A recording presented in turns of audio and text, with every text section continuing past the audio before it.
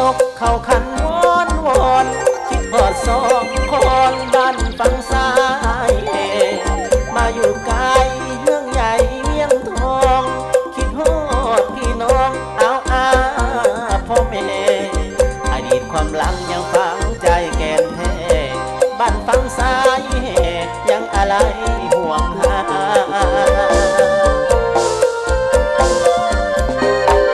คิดฮอดเดสายน้ำเสบางเฮียงเจ้าเคยหลอดเลี้ยงใส่เบ็ดใส่มองหาปลาเศร้าใบแรงลงลอยน้ำเข้มทางปลูกผักเสียอยากปลูกฝ่ายข้าวโพดสาลีนั่งเรือพายลงตามสายนาทีเพิ่งจากไกลนี้ไปหลายปียังจดจำ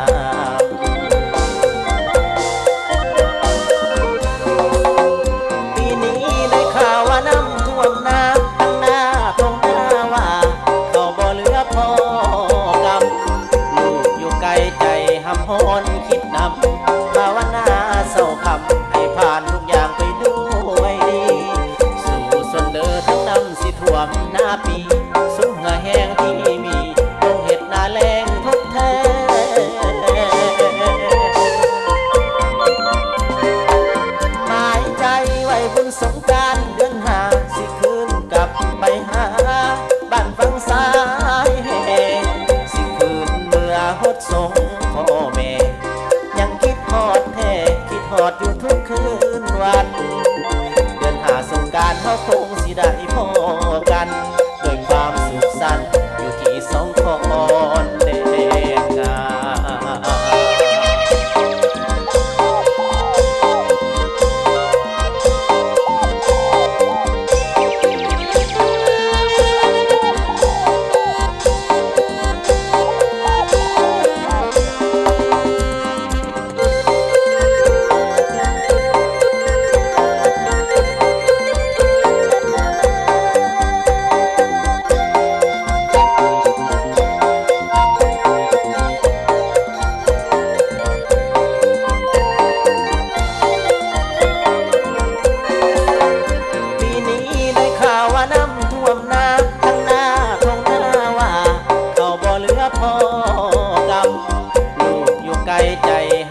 มคิดนำภาวนาเศร้าคำให้ผ่านทุกอย่างไปด้วยดี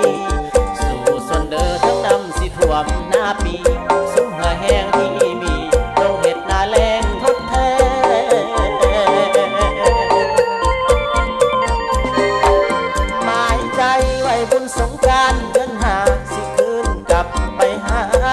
บ้านฟังซ้ายสิคืนเมื่อหดสงพ่อแม่ยังคิดฮอดแท้คิดฮอดอยู่ทุกคืนวันเดือนห้าสงกรานต์เขาคงสิได้พอกันโดยความสุขสันต์อยู่ที่สอง